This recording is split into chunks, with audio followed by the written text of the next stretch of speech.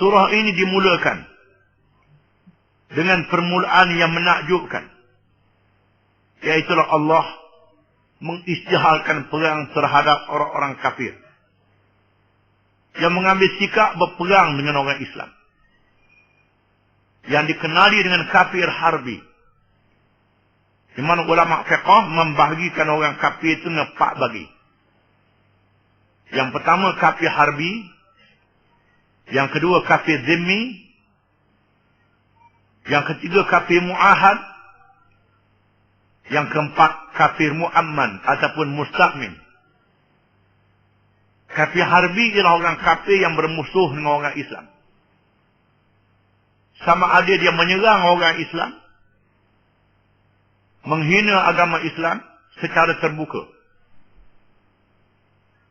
ataupun menentang terhadap dakwah yang hendak dilakukan oleh orang Islam. Bila mereka melakukan perkara itu, bermakna mereka telah bermusuh dengan orang Islam. Maka Allah mengisytiharkan perang ke atas mereka. Dan Allah Ta'ala mewajibkan orang Islam memerangi mereka, menentang mereka, sebagaimana mereka menentang orang Islam. Yang kedua kafir zimmi ataupun ahlul zimmah, iaitulah orang kafir yang menjadi rakyat di dalam negeri Islam. Walaupun dia tak masuk Islam, dia tak bermusuh dengan Islam. Dia nak duduk di bawah kerajaan Islam dan menerima keadilan orang Islam, menerima pemerintahan Islam. Ini dikenali dengan ahlul zimmah.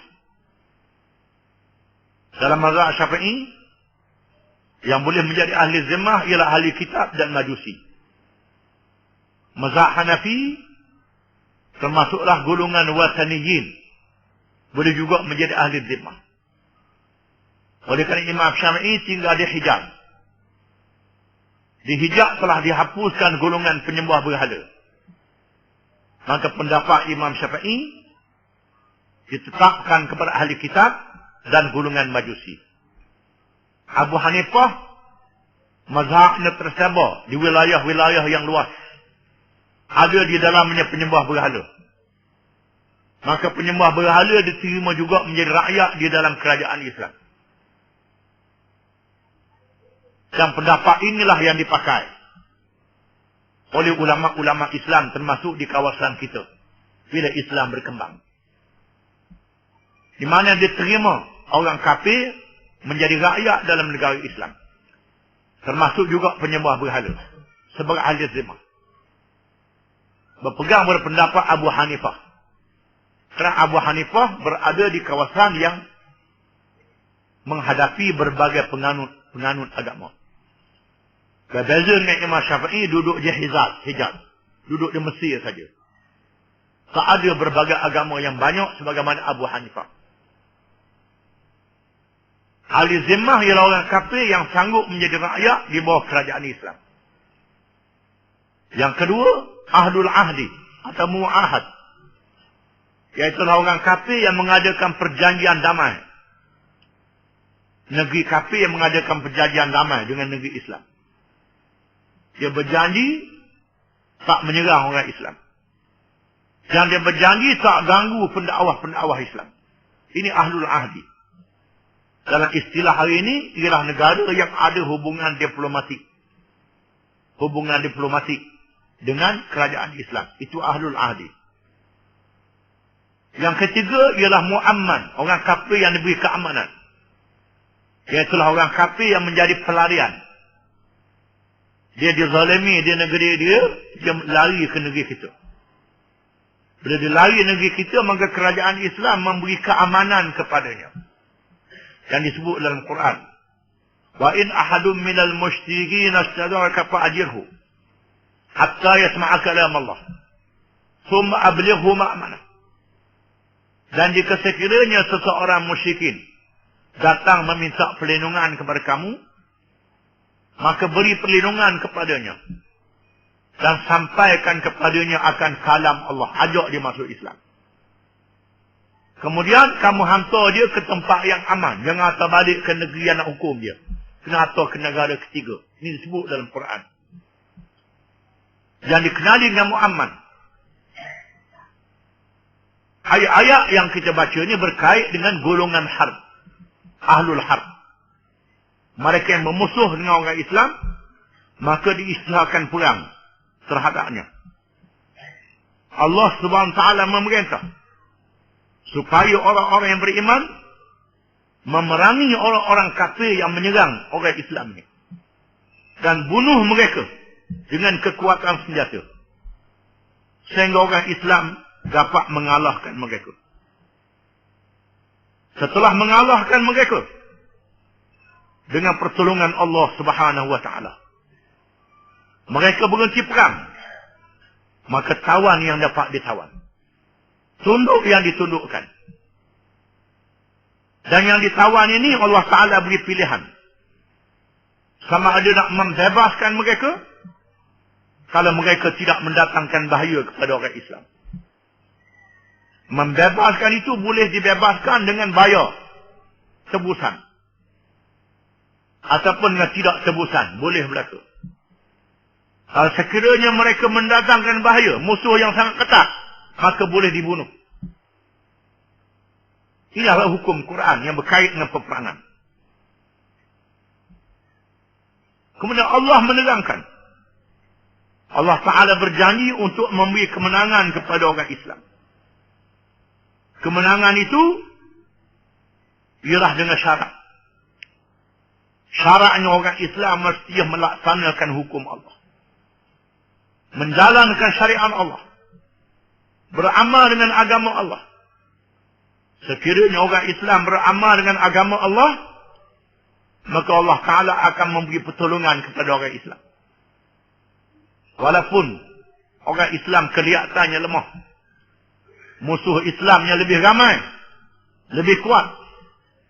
Sekiranya orang Islam menyediakan kekuatan dengan ikhlas, mengorbankan harta benda dengan ikhlas, habis geng mengorbankan harta benda dan jiwa raga dengan ikhlas, mereka beramal dengan agama Allah dengan sungguh-sungguh, Allah Ta'ala akan memberi pertolongan. Walaupun musuh-musuh Islam lebih kuat berlipat kali ganda. Ini jaminan daripada Allah yang akan kita baca. Dan Allah Ta'ala menjanjikan musuh-musuh Islam itu akan dihapuskan. Sebagaimana Allah menghapuskan umat-umat yang terdahulu yang telah menentang Rasul-Rasul di zaman masing-masing.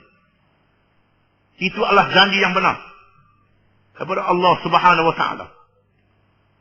Dan seterusnya Allah Ta'ala mendedahkan di dalam surah ini sifat-sifat golongan munafik yang merupakan golongan yang berpura-pura menjadi orang Islam. Duduk di tengah orang Islam. Datang ke masjid pun. Bersemayam pun. Tapi mereka adalah tidak beriman. Mereka menyimpan kufur di dalam hati mereka. Mereka ini adalah musuh di tengah-tengah masyarakat Islam. Kita akan baca ayat-ayatnya. Dan Allah Ta'ala menegangkan supaya itu sifat-sifat yang wajib ditunaikan oleh orang Islam. Supaya mereka mendapat kemuliaan dan kemenangan ketika menjalankan jihad. Dan mereka jangan merasa lemah sekali-kali dalam menegakkan agama Allah. Kerana agama Allah adalah agama yang maha mulia. Tidak ada siapa yang boleh mengalahkan Allah Subhanahu Wa Ta'ala. A'udzu billahi minasyaitonir rajim. Bismillahirrahmanirrahim. Alladzina kafaru wa saddu an sabilillah adalla a'malahum. Orang-orang yang kafir itu, mereka menghalang daripada jalan Allah. Allah Ta'ala menyesatkan segala amalan mereka. Maksudnya orang-orang kafir yang kerja mereka menghalang orang masuk Islam setelah diri mereka sendiri tak masuk Islam. Sekat orang pula nak masuk Islam. Menghalang orang untuk menegakkan agama Allah. Allah Ta'ala jadikan amalan-amalan yang baik pada zahirnya adalah sesat. Bersempena dengan pemimpin-pemimpin Quraisy yang menentang Nabi Muhammad sallallahu alaihi wasallam, seperti Abu Jahal dan rakan-rakannya, yang berbangga kerana mereka juga mengerjakan amal yang baik. Di antaranya mereka baik dengan anak beranak, tolong anak beranak, menghubungkan silaturahim, menolong orang yang susah, menjamu tetamu yang datang ke Mekah. Orang yang datang ke Mekah, mereka layan dengan baik. Ini tak baik lagi ke? Menghubungkan silaturahim cukup baik, tak baik lagi ke? Mereka menjalankan kerja-kerja yang baik. Allah mengatakan adalla a'malahum. Allah Ta'ala jadikan semua amalan-amalan mereka yang baik ditolak oleh Allah Ta'ala. Kerana mereka menentang Islam. Zaman sekarang kita melihat setengah orang yang lawan Islam tu cetak Quran. Cetak Quran, buat masjid. Lawa masjid, dia tak boleh sembahyang. Dia buat masjid saja. Menunjukkan amalan-amalan yang baik. Tolong orang miskin, tolong orang susah. Lama ada orang susah, dia selalu tolong. Lama ada kemalangan, batu selalu, banjir, tolong selalu. Dalam masa yang sama mereka menentang syariat Allah Ta'ala. Menentang hukum Allah Ta'ala. Allah Ta'ala menegaskan adalla a'malahum. Allah Ta'ala jadikan amalan-amalan mereka ditolak oleh Allah Ta'ala. Sesat amalan yang tidak ada pahala. Walaupun amalan-amalan itu adalah baik, kalau sekiranya mereka menghalang agama Allah untuk ditegakkan, menghalang syariat Allah untuk diamalkan, menghalang agama Allah untuk memerintah, walaupun mereka buat baik, belanja berjuta-juta, tolong orang, bantu orang macam Abu Jahal zaman dulu, Allah Ta'ala kata adalla a'malahum. Allah Ta'ala sesatkan amalan mereka itu. Semua amalan mereka disesat oleh Allah Ta'ala, tak dapat pahala di sisi Allah Ta'ala. Allah Ta'ala menurunkan ayat ini untuk menjelaskan kepada orang yang beriman. Jangan ragu menentang musuh-musuh Islam ini. Walaupun musuh-musuh Islam itu, kamu tengok mereka buat baik, tolong orang, mengadakan hubungan silaturahim, dan berbagai-bagai kerja kebajikan mereka buat. Semua kerja kebajikan itu adalla a'malahum. Allah Ta'ala jadikan amalan-amalan mereka adalah sesat. Tak diterima oleh Allah Ta'ala. Walladzina amanu wa amilus salihat wa amanu bima nuzila ala Muhammadin wa huwal haqqu min rabbihim kaffara anhum sayiatihim wa aslaha balahum. Dan orang-orang yang beriman dan mengerjakan amal yang soleh, dan mereka beriman dengan apa yang telah diturunkan ke atas Muhammad sallallahu alaihi wasallam. Orang yang beriman mengerjakan amal yang soleh, mereka beriman dengan Quran yang diturunkan kepada Nabi Muhammad sallallahu alaihi wasallam. Mereka percaya kepada Quran itu. Kaffara wa huwa al-haqqu min rabbihim. Itulah yang benar dari Tuhan mereka. Kaffara anhum sayiatihim wa aslaha balahum. Allah Ta'ala mengampunkan dosa-dosa mereka. Dan Allah Ta'ala jadikan baik keadaan mereka di masa yang akan datang. Jangan bimbang. Walaupun kamu tengok orang yang bersama dengan Muhammad ni macam-macam orang. Ada di antara mereka yang mengerjakan maksiat. Ada di antara mereka yang mengerjakan dosa. Tetapi mereka menjunjung tinggi Al-Quran yang ditegakkan oleh Muhammad sallallahu alaihi wasallam. Dengan mereka beriman, dengan mereka berjihad fi sabilillah, mereka percaya dengan Quran, dosa mereka diampun oleh Allah Ta'ala. Allah Ta'ala jadikan keadaan mereka baik pada akhirnya. Walaupun puak yang satu lagi berjuru, molek, baik, tolong orang, tapi menentang syariat Muhammad, Allah Ta'ala sesatkan amalan mereka. Ini satu permulaan yang sangat jelas dalam surah Muhammad. Supaya kita pengikut Muhammad sallallahu alaihi wasallam jangan ragu nak menegakkan Islam ni. Jangan teragak-agak nak menegakkan bila kita sudah yakin Quran adalah benar. Quran adalah betul. Allah Ta'ala menjanjikan mereka yang nampak baik itu ditolak. Mereka menegakkan Islam. Kalau ada dosa sedikit sebanyak, diampun oleh Allah Subhanahu Wa Ta'ala.